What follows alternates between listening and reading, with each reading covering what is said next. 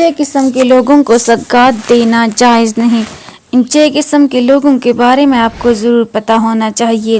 Number 1، بسم اللہ الرحمن الرحیم۔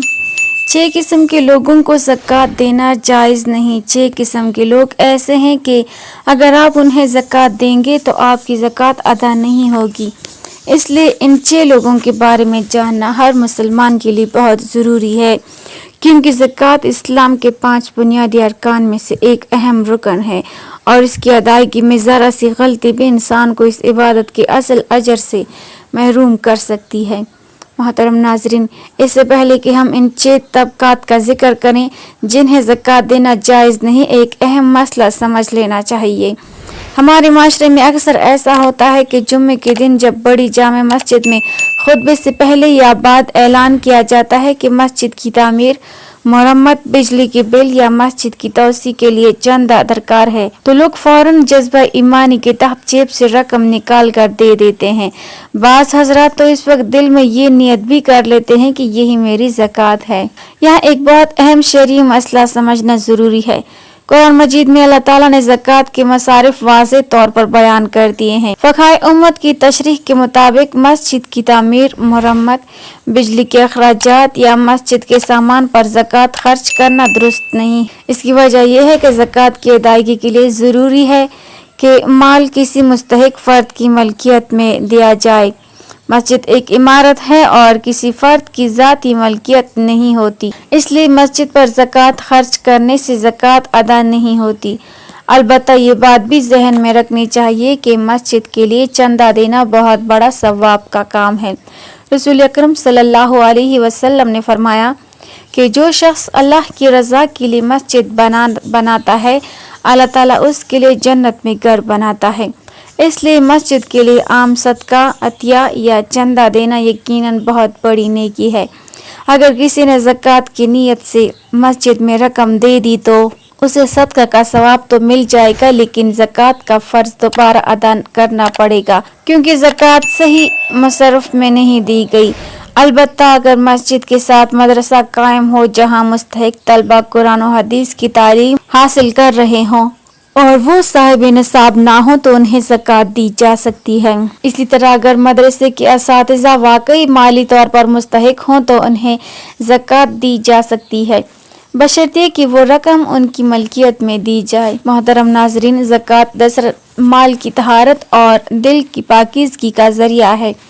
قرآن مجید میں اللہ تعالیٰ نے فرمایا کہ زکوٰۃ کے مخصوص مصارف ہیں اور ہر شخص کو زکوٰۃ دینا جائز نہیں۔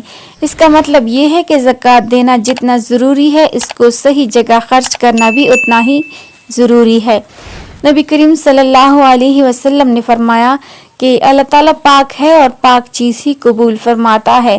اگر انسان زکوٰۃ تو نکال دے مگر غلط جگہ خرچ کر دے تو ممکن ہے کہ اس کا فرض ادا نہ ہوا۔ اسی لیے فقہائے کرام نے واضح طور پر ان طبقات کی نشاندہی کی ہے جنہیں زکوٰۃ دینا جائز نہیں۔ پہلا طبقہ والدین اور اوپر کے تمام اصول ہیں، یعنی باپ، ماں، دادا، دادی، نانا اور نانی وغیرہ۔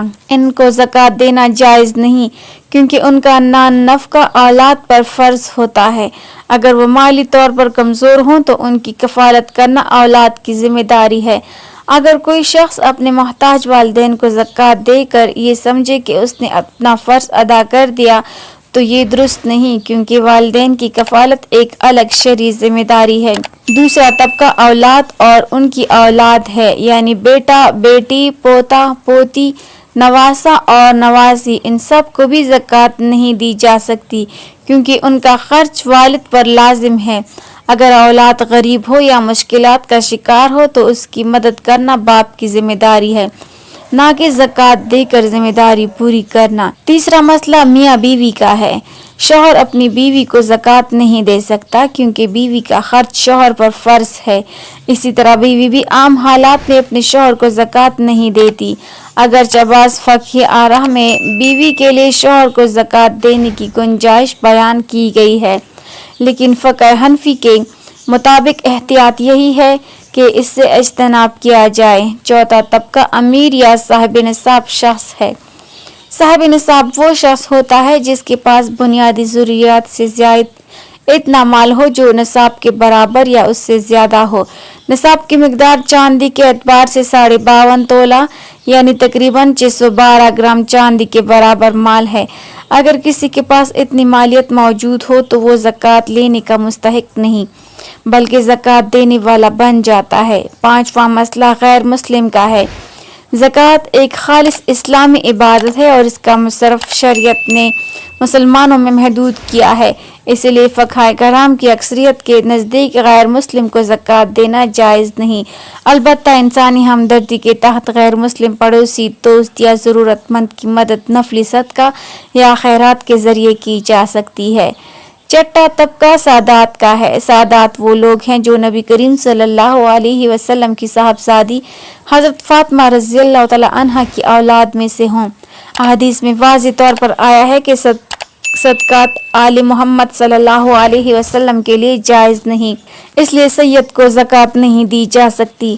علماء نے اس کی حکمت یہ بیان کی ہے کہ اہل بیت کا مقام بلند رکھا جائے۔ البتہ بعض رشتہ دار ایسے ہوتے ہیں جنہیں زکوٰۃ دینا نہ صرف جائز بلکہ افضل ہے کیونکہ اس میں دوہرا اجر ملتا ہے، جیسے سسر، ساس، سالہ، سالی، دیور، خالہ، ماموں، چچا، چچی اور پھوپھی اگر صاحب نصاب نہ ہوں اور واقعی مستحق ہوں تو انہیں زکوٰۃ دی جا سکتی ہے۔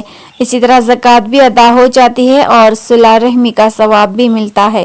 محترم ناظرین، زکوٰۃ کا نظام دراصل معاشرے میں توازن پیدا کرنے کے لیے ہے۔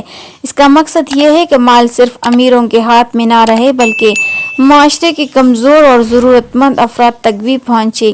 اس لیے اسلام نے زکوٰۃ کے مصارف واضح کر دیے ہیں۔ اگر بعد میں معلوم ہو جائے کہ جیسے زکوٰۃ دی گئی وہ صاحب نصاب تھا یا ان لوگوں میں شامل تھا جنہیں زکوٰۃ دینا جائز نہیں تو ایسی صورت میں زکوٰۃ دوبارہ ادا کرنا لازم ہو جاتا ہے۔ اس لیے زکوٰۃ دیتے وقت تحقیق کرنا ضروری ہے۔ آخر میں یاد رکھیں کہ زکوٰۃ عبادت ہے اور عبادت میں اخلاص، علم اور احتیاط بہت ضروری ہے۔ ہمیں چاہیے کہ ہم اپنی زکوٰۃ صحیح مستحقین تک پہنچائیں تاکہ یہ عبادت اللہ تعالیٰ کی بارگاہ میں قبول ہو اور ہمارے مال میں برکت کا سبب بنے۔